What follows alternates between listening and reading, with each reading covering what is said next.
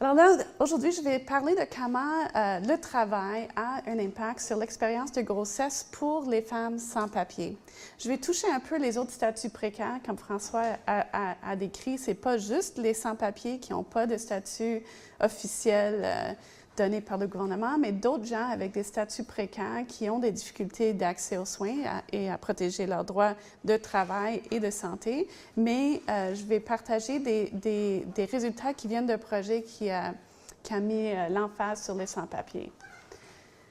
Si on pense généralement aux femmes migrantes, enceintes et non assurées, là, ça peut être des femmes avec différents statuts, mais pour différentes raisons, n'ont pas d'assurance médicale publique. Puis au Canada, c'est comme ça que tous les services de santé fonctionnent, c'est avec l'assurance médicale publique. Si on ne l'a pas, ça devient difficile d'accéder. Alors, mes collègues dans les domaines de santé ont commencé à bien documenter les problèmes de manque d'accès. Et on voit un peu aussi les conséquences médicales, physiques qui viennent de manque d'accès aux services de santé. Mais moi, j'ai plus d'expérience dans l'accès aux droits de travail et je sais qu'il y a des gens ici à la direction de santé publique qui ont commencé à regarder ça, mais en général, les gens qui s'occupent des questions de travail n'ont pas beaucoup pensé au statut précaire et la grossesse. Ceci dit, on sait très bien que le travail est vraiment très important pour l'expérience de périnatalité. En termes de conditions, de déterminants sociaux de santé, le travail est vraiment très important pour toutes conditions de santé, mais on sait que pour la grossesse, c'est très important. C'est important économiquement pour que les femmes ont une situation économique sécure, décente durant la grossesse et juste après la naissance, mais en termes psychologiques aussi et social. Et même physiquement. Santé, sécurité au travail est vraiment très critique durant la grossesse. Et il faut dire que, et puis comme c'est un groupe international, je vais passer un peu sur les programmes qu'on a au Québec qui protègent les travailleuses enceintes. L'État-providence a beaucoup misé sur des protections en lien avec le travail pour appuyer les femmes enceintes. Mais si on est à statut précaire, si on n'a pas le droit légal de travailler au Canada ou si notre droit de travailler est très précaire, qu'est-ce que ça veut dire? Je parle aujourd'hui de résultats qui viennent d'un projet de recherche qui était sous la direction de Cécile Rousseau. Plusieurs d'entre vous devez la connaître, mais je faisais partie d'un sous-groupe, un volet qualitatif qui a regardé l'expérience qualitative de femmes en termes d'accès aux soins durant leur grossesse si elles n'avaient pas l'assurance médicale. Alors, juste pour répéter, même dans ce projet dont j'ai fait l'analyse après de l'expérience de travail, le travail n'était pas quelque chose au cœur du projet. Puis, je n'ai pas identifié des études au Canada qui ont vraiment fait le lien spécifiquement entre travail et grossesse pour les statuts précaires. Et on vient de soumettre cet article. Alors, je voulais reconnaître mes co-auteurs. Je n'ai pas mis la revue, juste au cas où qu'ils ne l'acceptent pas, puis on l'envoie ailleurs. Alors, juste pour garder un peu de... Mais mon analyse de ces questions vient beaucoup de mon expérience au Centre des travailleurs et travailleuses immigrants. Ça fait 20 ans que je suis impliquée là et je fais la supervision des cas individuels là-bas. Et il faut dire que notre premier cas qui a nécessité une campagne publique, il y a 20 ans, il y a en fait 19 ans, c'était le cas de Melka Salvador. Et c'était lié avec la grossesse. C'était une femme qui était venue au Canada comme travailleuse temporaire, aide familiale, qui devait habiter chez son employeur pour prendre soin des enfants. Elle était tombée enceinte juste avant de venir. Elle n'était pas au courant avant d'arriver, mais 6 semaines plus tard, elle s'est rendue compte et aussitôt que son employeur a compris qu'elle était enceinte, l'employeur l'a congédiée. c'est totalement illégal de congédier n'importe quelle travailleuse, mais on sait, ça arrive souvent pour cause de grossesse. Mais pour quelqu'un comme elle, qui était travailleuse temporaire, ça a mis en danger son statut. Et éventuellement, elle faisait face à la déportation parce que non seulement elle n'a pas rempli ses 24 mois de travail comme travailleuse temporaire avec cette famille-là, mais après la naissance de l'enfant, elle ne trouvait pas de garderie, elle ne pouvait plus habiter chez l'employeur parce qu'elle devait avoir son enfant avec elle, et finalement, elle faisait face à la déportation. Alors, le Centre des travailleurs, dès ses débuts, a toujours eu des cas comme ça. À travers des années, on a vu des femmes qui étaient étudiantes internationales, travailleurs étrangers temporaires dans toutes sortes de domaines, demandeurs d'asile, beaucoup de femmes qui attendaient le parrainage, c'est un bon moment d'avoir un bébé, et aussi les sans-papiers. Et ces femmes viennent nous voir parce qu'elles ont des problèmes au travail liés avec leur grossesse. Des fois, c'est que les conditions de travail, elles trouvent qu'elles ont l'air dangereuses pour leur grossesse, puis ça leur inquiète, mais elles ne savent pas quoi faire. Des fois, elles perdent leur emploi, les revenus, parce qu'elles doivent arrêter de travailler à cause de leur propre santé ou parce qu'elles veulent être à la maison, prendre soin de leur enfant, et leur statut, leur entrée est compliquée d'avoir accès à la sécurité de revenus, manque d'assurance de santé, et elles ont besoin de travailler pour payer les factures. Alors, il y a beaucoup de choses, mais c'est sûr que pour les sans-papiers, c'est vraiment le plus difficile parce qu'il n'y a aucune protection sociale qui est facilement accessible à elles. Alors, si on veut penser à quel point l'État lie les protections sociales de grossesse avec le travail, on peut regarder cette liste ici. Alors, premièrement, les conditions de travail, santé, sécurité au travail prend en compte de façon générale les dangers à la grossesse et l'allaitement. Généralement, la façon de travailler, les conditions au travail ne sont pas supposées de mettre en danger sa santé, mais si on est dans un milieu de travail qui pose danger pour sa santé durant une grossesse ou l'allaitement, nous avons un programme de retrait préventif qui dit que soit une femme peut être offerte une autre position qui n'est pas dangereuse, ou si ce n'est pas possible, qu'elle a un retrait avec 90% de son salaire. C'est très haut, puis c'est très bien. Après ça, on a des protections contre le congédiement à cause d'une grossesse. C'est quelque chose qu'on voit quand même assez souvent pour les femmes avec toutes sortes de statuts, incluant les résidents permanents et les citoyens. Mais il y a quand même des lois contre ça, et si ça nous arrive, on peut faire de quoi pour essayer de réintégrer son emploi ou au pire avoir des compensations. Si notre grossesse est difficile à cause de notre propre santé, on peut avoir l'assurance emploi pour la maladie avant la naissance de l'enfant, et ça remplace jusqu'à 55% de nos revenus. Il y a d'autres détails dans tout ça, il y a quand même des maximums, ça ne remplace pas 55% de 250 000 de revenus, mais pour les femmes dans la classe moyenne et travailleurs, c'est bien. Et finalement, on a des lois qui donnent le droit aux travailleuses de manquer le travail pour aller aux rendez-vous médicaux durant la grossesse. Alors, il y a quand même beaucoup de protections. Mais, qui peut utiliser ces protections? Généralement, pour les protections des conditions de travail, ils sont conçus pour n'importe qui travaille de façon officiellement. Alors, quelqu'un qui a un permis de travail, qui est payé avec les déductions à source, mais il y a beaucoup de situations qui font que les gens avec statut précaire peuvent avoir de difficultés. Par exemple, quelqu'un qui est un faux travailleur autonome, quelqu'un qui, aussitôt qu'il arrête de travailler, perd son statut au Canada, quelqu'un qui est payé cash, quelqu'un qui est juste complètement sans papier, ça devient très difficile d'utiliser ces bénéfices durant sa grossesse. Aussi, après la grossesse, on a beaucoup de bénéfices qui protègent les travailleuses.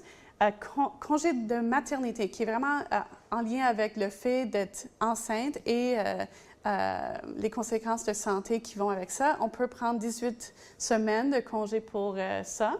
Et ça protège notre poste. Alors ça, c'est juste le droit de s'absenter du travail. Après ça, il y a le congé de parenté. Les hommes peuvent l'utiliser aussi, mais pour une femme qui a eu un enfant, jusqu'à 52 semaines de congé de travail avec le poste protégé. Alors, ça laisse les femmes prendre du temps durant la grossesse et après la naissance de se remettre, de passer du temps avec son enfant et d'avoir la garantie de son poste quand elle revient. Avec ça, évidemment, c'est très important d'avoir des revenus. Alors, on a le régime québécois d'assurance parentale et c'est unique au Québec. C'est meilleur vraiment de loin des programmes qu'ils ont dans le reste du Canada parce que ça reconnaît les revenus de travailleurs autonomes. Il n'y a pas, comme le minimum de contribution est très bas, il faut juste avoir 2 000 durant l'année précédente à la naissance. Et ça donne entre 70 et 55 des revenus pour un total jusqu'à 50 semaines. Alors, c'est quand même, ça aide beaucoup d'avoir une sécurité si on est enceinte, de savoir qu'on peut avoir ces revenus après. Puis j'ai vu cet après-midi, on a des collègues de Médecins du Monde qui vont parler de cet enjeu qui est très difficile pour les femmes qui ne rentrent pas dans ça. Après ça, il y a aussi accès aux garderies subventionnées pour les travailleuses à bas revenus, pouvoir accéder aux garderies subventionnées à 8,25 $ par jour. C'est quand même très bien et c'est très important pour pouvoir sentir que son enfant est en sécurité et qu'on peut travailler et que ça vaut la peine, même à bas revenus, et encore le droit de s'absenter si son enfant est malade, si on a besoin de faire le suivi. Alors, je sais que pour les gens qui sont d'ici, c'est peut-être répétition, mais pour les gens de l'international, je pense que c'est intéressant de voir à quel point on a quand même des bonnes protections sociales autour de grossesse et avec des nouveau-nés, mais c'est super lié au travail régulier. Si on n'est pas travailleur régulier, on perd accès à la plupart de ces protections. Alors, c'est ça que je dis ici. Et pour les travailleuses qui sont résidents ici, aux citoyens, si elles ne rentrent pas dans tout ça, il y a toujours, à la fin de tout ça, la possibilité d'avoir l'aide sociale qui a une catégorie spéciale pour quelqu'un qui est enceinte ou avec un nouveau-né qui donne un peu plus d'argent que l'aide sociale régulière, mais quelqu'un qui est à statut précaire n'a pas du tout accès à ça. Alors, comme la protection ultime de l'aide sociale n'existe pas du tout pour quelqu'un qui est à statut précaire. Alors, pour les travailleuses enceintes qui sont sans papier, qu'est-ce que ça veut dire? Dans notre projet, là, je présente des résultats qui viennent d'entrevues qualitatives avec 19 travailleuses, en fait, ce n'était pas le critère, avec 19 femmes qui ont eu une grossesse pendant qu'elles étaient sans papier. Et on a découvert qu'elles étaient toutes des travailleuses. Alors, je présente la partie qui vient, c'est l'analyse de leurs expériences de travail avant la grossesse, durant la grossesse et après. Alors, avant la grossesse, ça ne serait pas une grande surprise pour vous ici, mais généralement, les travailleurs et les travailleuses sans papier, ils ont des conditions de travail très difficiles, des conditions de travail en termes de santé et sécurité au travail et aussi les conditions de travail en termes de normes du travail. Déjà, avant de tomber enceinte, leurs conditions de travail étaient pires que le moyen, c'est sûr, et en bas souvent des normes québécoises dans la loi. Mais quand même, le travail est essentiel pour elles parce qu'elles ont besoin du travail pour survivre. Elles n'ont pas accès à n'importe quelle autre sécurité de revenus. Certaines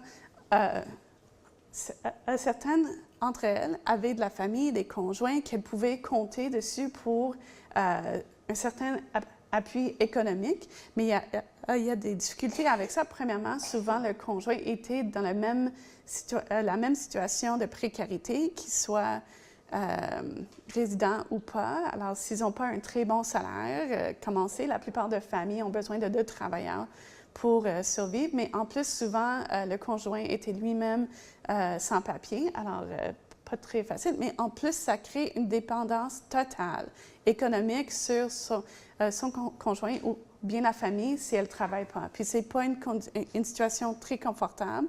Elle ne peut même pas avoir accès à l'aide sociale si le couple finit. Aussi, le travail est très concentré dans des secteurs genrés, racialisés et très précaires.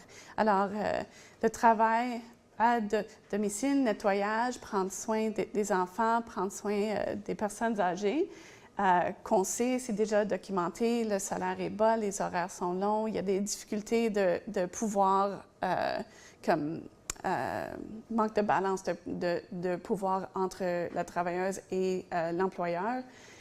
Et difficile d'avoir des recours s'il y a des problèmes.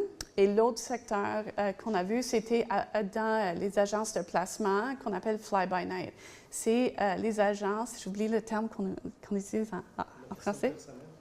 Non, mais fly-by-night. On dit fly-by. Les fly-by-night. So, c'est des agences qui sont très informelles. Des fois, c'est juste une personne avec un téléphone cellulaire. Et quand il y a des problèmes de paiement, c'est très difficile d'avoir des recours parce qu'ils ferment puis ils rouvrent avec un autre nom. Mais c'est une des seules façons d'avoir un emploi hors du secteur domestique si on n'a pas de numéro d'assurance sociale.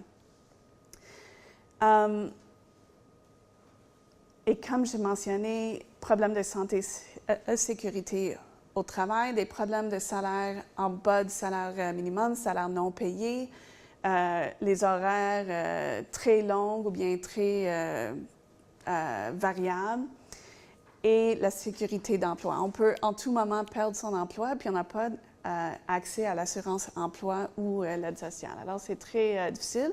Mais avant de tomber enceinte, la plupart de ces femmes étaient dans des processus espérés avoir la résidence permanente. Alors, elles travaillaient. Des fois, les employeurs domestiques, par exemple, disaient « on va vous aider à avoir le statut » et tout ça, puis ça crée un incitatif de continuer puis essayer de trouver des solutions. J'ai quelques citations ici. Je les ai prises de l'article, alors elles sont en anglais, mais ici, la femme partage que quand tu es sans papier, tu sens que tu dois faire ce qu'on se demande, ce qu'on vous demande de faire, qu'on n'a pas beaucoup de recours si on n'aime pas ce qu'on est demandé de faire parce qu'on n'a pas d'autres possibilités d'emploi, puis on ne peut pas vraiment aller vers les commissions. Alors, en plus d'avoir des conditions de travail pas confortables, probablement dangereuses pour la santé, elle n'était pas toujours payée ce qu'elle était supposée d'être payée. Ici aussi, on voit comment l'accès à l'emploi passe beaucoup par des connexions personnelles, des références d'autres femmes sans papier, et ça crée comme un lien de les femmes santé qui devaient être un peu comme grateful, reconnaissante à l'employeur de donner l'emploi parce qu'ils savaient que c'était pas facile de trouver d'autres choses, mais la paie à temps plein, 150 $ par semaine, on comprend bien que ce n'est pas le salaire minimum. Alors, on est reconnaissant d'avoir un emploi, mais la personne profite pas mal de sa situation. Et dans l'autre situation, c'est une situation de manque de respect, de racisme.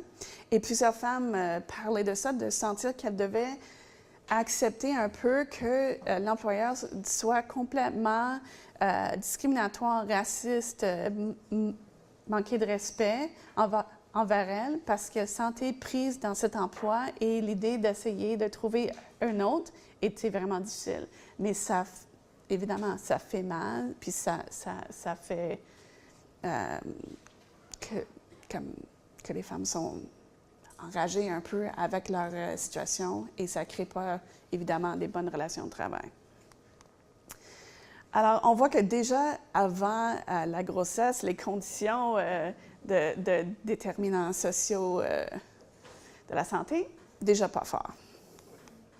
Mais durant la grossesse, les mêmes conditions continuent. Mais les femmes sentaient que c'était vraiment nécessaire de continuer de travailler dans ces conditions pour les mêmes raisons. Avant, elles n'ont pas d'alternative. Elles n'ont pas l'option d'arrêter de travailler parce qu'elles n'ont pas d'autre sécurité de revenus. Elles ne peuvent pas avoir le retrait préventif si c'est une situation difficile ou dangereuse pour la grossesse. Et en plus, parce qu'elles n'ont pas d'assurance médicale, elles ont besoin de faire de l'argent pour payer leurs soins médicaux. C'est très difficile de trouver un suivi de grossesse gratuit. Ça n'existe quasiment pas. Alors, en plus, elles ont un besoin extra de cash durant la grossesse. Alors, les femmes se poussaient pour travailler le plus longtemps possible jusqu'au début du travail, si elles pouvaient, à cause du besoin réel de revenus. Mais elles faisaient face aussi des fois de colère et de jugement par les employeurs, particulièrement les employeurs domestiques. C'est comme s'ils trouvaient ça gênant d'avoir une travailleuse enceinte dans leur maison. Plusieurs femmes dans notre échantillon, mais je l'ai vu souvent au CTI aussi, des femmes qui perdent leur emploi durant ce temps-là et on a l'impression que c'est comme l'employeur est comme outré que sa travailleuse domestique a une vie hors de sa maison, pouvait tomber enceinte. Alors, il y a beaucoup comme quelque chose qui revient souvent, c'est les femmes parlent de sentir qu'elles n'ont pas le droit d'avoir des enfants, que l'idée d'être ici comme sans-papier ou comme tous les autres statuts temporaires, étudiants, travailleurs temporaires et tout ça, c'est très compliqué si on tombe enceinte, mais c'est le moment de leur vie où c'est le moment de le faire souvent, c'est leur âge reproductif. Ils ont des relations amoureuses, familiales, et leur vie continue, même si elles sont ici avec un statut précaire. Alors, c'est quelque chose qui fait beaucoup de peine. Alors, on a l'exemple ici d'une femme qui voulait continuer à travailler, mais à cause de sa santé, dans cet exemple, c'était plus sa santé durant la grossesse qui était difficile, mais elle sentait qu'elle ne pouvait vraiment pas continuer à cause de sa santé, mais le choix d'arrêter de travailler voulait dire vraiment une situation économique super difficile pour elle. Et l'autre qui était travailleuse domestique, qui était résidente chez l'employeur, l'employeur a commencé à vraiment l'exclure de l'espace commun de la famille pendant que toute la famille était à la maison, au point de l'embarrer au sous-sol durant l'heure du souper, pendant que les enfants regardaient la télé avec ses parents durant la soirée. Et elle n'a pas accès à sa propre cuisine. Elle est dépendante sur la famille pour manger même. Alors, elle parle de comment elle attendait d'être libérée du sous-sol à la fin de la soirée pour manger ce qui restait. C'est dégueulasse. Mais c'est pas la première fois que j'entends ce genre d'histoire non plus. C'est quand même pour les femmes qui habitent chez les employeurs. Elles ont vraiment très peu d'espace pour prendre soin d'elle-même. Elle est vraiment dépendante sur la famille. Puis, évidemment, des fois, c'est mal intentionné, c'est un jeu de pouvoir, mais on a l'impression des fois aussi que les gens pensent juste pas à la vie de cette femme et qu'est-ce qu'elle a besoin personnellement. C'est très difficile, mais elles sont super dépendantes sur le travail. Et après le travail, là, j'ai sauté la naissance, parce qu'il y a, je pense qu'il y a d'autres gens qui vont parler de ça aujourd'hui, mais le fait de ne pas avoir l'assurance médicale apporte toutes sortes de problèmes d'accès aux soins, soins prénataux. Les histoires de naissance sont souvent ils incluent des situations de conflit ou de tension avec les hôpitaux à cause de ne pas pouvoir payer les factures et tout ça. J'ai sauté ça parce que d'autres gens, ils ont bien documenté ça. Et je reviens aux conditions de travail après la grossesse. Alors, encore une fois, les femmes sont vraiment poussées à retourner au travail le plus vite possible parce qu'elles n'ont pas de revenus. Et soit leur conjoint ne fait pas assez pour appuyer toute la famille, ou bien pour les relations, à cause de leur relation entre eux, ce n'est pas une option. Alors, elles ont vraiment besoin de retourner au travail, mais trouver une garderie pour un nouveau-né est super difficile, sinon impossible pour beaucoup de femmes. Alors, si on le trouve aussi, c'est très cher, les garderies pour les petits bébés. Alors, souvent, ça devient des ententes assez informelles et beaucoup de femmes ont parlé de leur inconfort avec ça. Alors, sentir qu'on doit travailler, mais sentir que ce n'est pas la meilleure chose pour mon enfant, j'ai pas confiance dans la situation de garderie, c'est très difficile. Aussi, leur choix de travail est restreint à cause de la présence de leur enfant en termes d'horaire possible. Elles ne peuvent plus faire normalement le travail où elles habitent avec l'employeur, ou souvent c'était ce qu'elles faisaient avant. Des fois, le manque d'accès au suivi de santé pour elle-même fait qu'elle a des problèmes de santé qui traînent pendant des mois après la naissance, qui empêchent aussi sa capacité de travailler, incluant la dépression postpartum, qui sûrement est comme les risques sont plus grands à cause de la stress puis les difficultés socio-économiques qu'elle vit. Et aussi, la question d'avoir son poste protégé après la naissance. Très peu de femmes pouvaient retourner à la même place après. Alors, ce qu'elle parle, elle disait qu'avant leur grossesse et avant la naissance de leur enfant, c'était difficile, mais comme c'était juste elle, c'était pas comme elle était capable, même si c'était dur, de se débrouiller. Mais avec l'arrivée de leur enfant, c'est devenu plus dur, leurs besoins financiers sont plus grands et aussi elles vivent plus difficilement les problèmes qu'elle a vécus avant en se disant « Qu'est-ce que ça veut dire pour moi, mon enfant? Si moi je fais face à l'abus et le racisme et l'exploitation, qu'est-ce que ça veut dire pour mon enfant? Est-ce que je vais pouvoir faire ce que je veux pour mon enfant? Est-ce que mon enfant va faire face à ce genre de problèmes plus tard? Il y avait certaines qui avaient des problèmes d'accéder à l'assurance médicale pour leur enfant. Je pense qu'on va entendre parler de ça tantôt. Alors, c'était difficile. Puis elle parle de rester dans une continuation de manque de respect. Puis ça n'a peut-être pas l'air de beaucoup un manque de respect au travail, mais pour ces travailleuses-là, c'est ça qui était le plus lourd, de sentir un manque de dignité dans leur travail.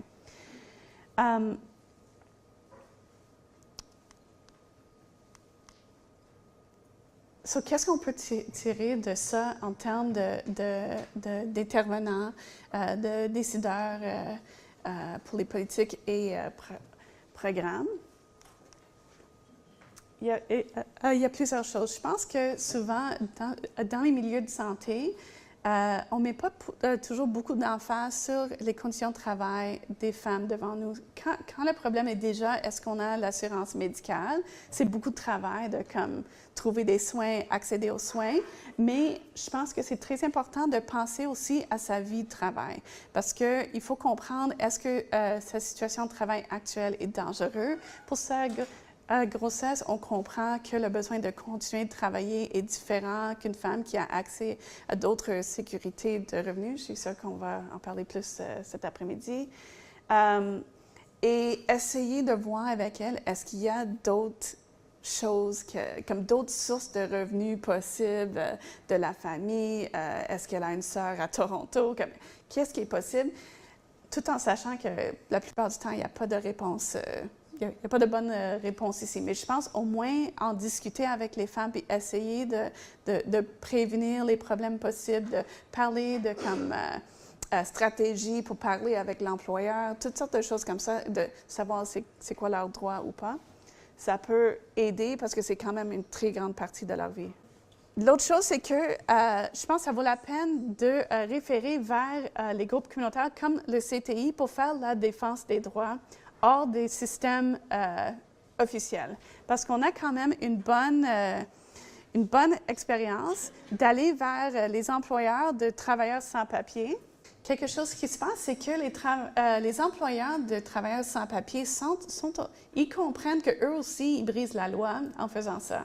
Alors, les deux côtés ici, ils sont dans une situation irrégulière et c'est quelque chose qu'on peut jouer dessus pour protéger les droits des travailleurs.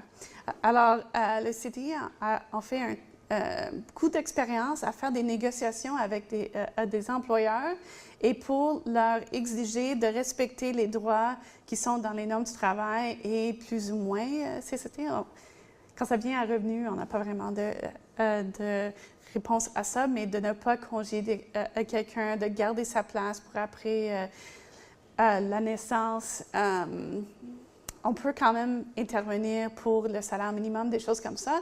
Et ça marche parce que les employeurs comprennent eux aussi qu'ils sont un peu dans le prix. C'est quand même plus difficile dans un milieu familial parce que c'est pas très confortable pour la travailleuse après d'être dans une place 1 à 1 avec un employeur quand elle a utilisé la pression pour le faire. Mais si on a besoin de travailler, ça peut aider. Alors, juste encourager les femmes de parler avec des groupes comme le Centre des travailleurs immigrants pour ce genre de choses. Et aussi, il y a quand même la mobilisation collective autour de ces questions de temps en temps. Alors, le CTI fait ça au bas de l'échelle. On travaille avec des syndicats, alors ça commence. Et évidemment, on fait déjà un peu de bâtir les réseaux entre nous là, pour pouvoir référer les gens aux bonnes places, trouver ce qu'on peut. Pendant que les systèmes ne répondent pas aux besoins, il y a des individus dans différentes institutions et organismes qui font ce qu'ils peuvent. Sans dire que, par exemple, Médecins du Monde peut répondre à tous les besoins, c'est loin de ça. Mais si on peut se parler entre nous, ça aide des fois à ouvrir des portes. En termes de politique, évidemment, moi, je suis de l'avis qu'il faudrait avoir accès aux soins de santé gratuits pour tout le monde qui est ici. Je ne vois pas l'intérêt pour le Québec ni le Canada de nier l'accès aux soins pour n'importe qui est présent ici. Et je pense qu'on a un problème avec notre système d'immigration qui crée de plus en plus de statuts précaires, avec chacun leurs conditions différentes. C'est super difficile de les suivre et ça crée des dépendances, la vulnérabilité à l'exploitation. Et c'est juste intéressant de savoir que, et je pense que c'est vrai dans beaucoup de nos pratiques communautaires, mais c'était vrai dans cette étude aussi. Quelques ans plus tard, la plupart réussissent à régulariser d'une manière ou une autre leur statut. Alors, c'est comme si on fait souffrir des gens, mais elles sont déjà parties de la collectivité ici. Ça fait rien de les... Ça les encourage pas de partir, puis on crée une situation de santé publique difficile pour l'ensemble de la population, mais on revient à la question de base de droits humains ici. Il n'y a pas de sens. Mais je sais que ça ne s'en vient pas demain, ça, comme on a déjà entendu. On a des bonnes idées qu'on sait qu'ils ne s'en viennent pas demain. Mais il y a actuellement un peu de mouvement, je trouve, dans la Commission des normes de l'équité et santé et sécurité au travail en termes d'essayer d'aider les travailleurs irréguliers à défendre leurs droits à travers les commissions. Et ce qu'on voit récemment, c'est que la médiation avec les commissions marche très bien, pour la même raison que j'ai expliqué avant, que le CTI, quand on a l'employeur qui sait qu'ils sont un peu irréguliers eux-mêmes face à un travailleur dans la médiation, il y a des réponses qui se trouvent. Mais juste de dire que n'importe qui fait du travail, c'est ça qui est important pour la commission et non leur statut d'immigration, de comme diviser les deux irait très loin pour protéger les droits de travail des femmes enceintes. Alors, santé, sécurité au travail et normes du travail et accès aux garderies. C'est déjà difficile. On sait déjà qu'il y a des listes d'attente, mais récemment, avec le recul, même pour les demandeurs d'asile, ça cause des problèmes majeurs pour les gens qui sont précaires. Et on voit pour les travailleuses sans papier, c'est vraiment très, très difficile. Alors, je vous offre ça, puis j'ai hâte de discuter ces enjeux avec vous durant le reste de la journée.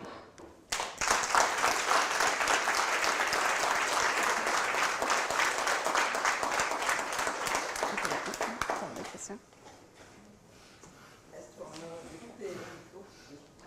Excellent.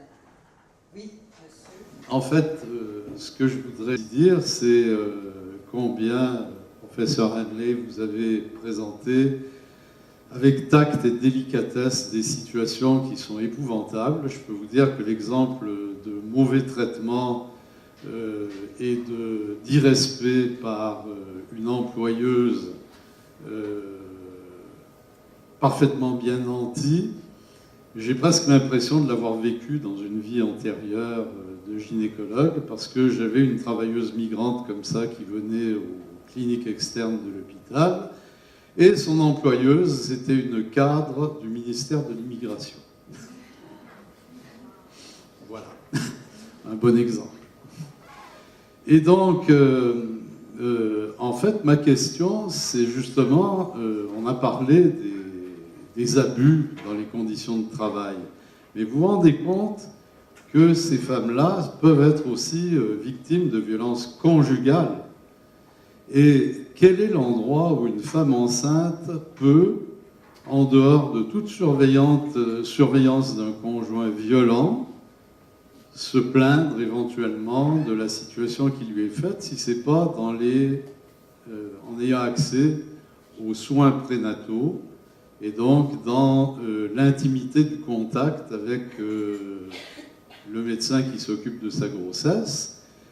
Donc je crois que c'est ce moment-là qu'il faudrait privilégier pour avoir des intervenants multidisciplinaires qui pourraient orienter immédiatement ces femmes-là qui sont surveillées par la famille et le conjoint, et justement qu'elles puissent avoir accès à des structures comme l'IVAC. Est-ce qu'on a pensé à ça dans nos études? Oui, j'ai comme... je ne suis pas rentrée dedans dans cette présentation, mais quand je parlais de dépendance sur un conjoint, et je parlais de des fois les conditions n'étaient pas super. Pour ça, on avait quelques exemples de femmes qui ne voulaient pas dépendre de leur conjoint parce que ce n'était pas une relation saine jusqu'à la violence conjugale. Puis on a des difficultés. En général, les femmes avec un statut précaire qui attendent le parrainage, c'est un moment propice quand c'est une relation abusive comme ça. Une femme qui est en attente de parrainage est très vulnérable. Et notre système d'immigration fait que si une femme à statut précaire quitte son parrain d'immigration ou bien le demandeur principal comme un demandeur d'asile ou un étudiant international, si la femme quitte la personne avec le statut principal, elle devient sans statut. Alors, notre système les met dans une situation super vulnérable et c'est ça.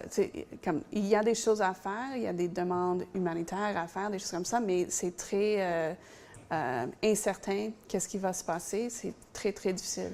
Généralement, les refuges de femmes acceptent sans trop de difficultés les femmes sans papier, sans RAMQ. C'est une possibilité d'avoir une place où aller, mais ça ne règle pas facilement la question d'immigration et accès aux revenus. déjà le temps de la pause café. Je vous remercie beaucoup, Merci. Gilles. Merci.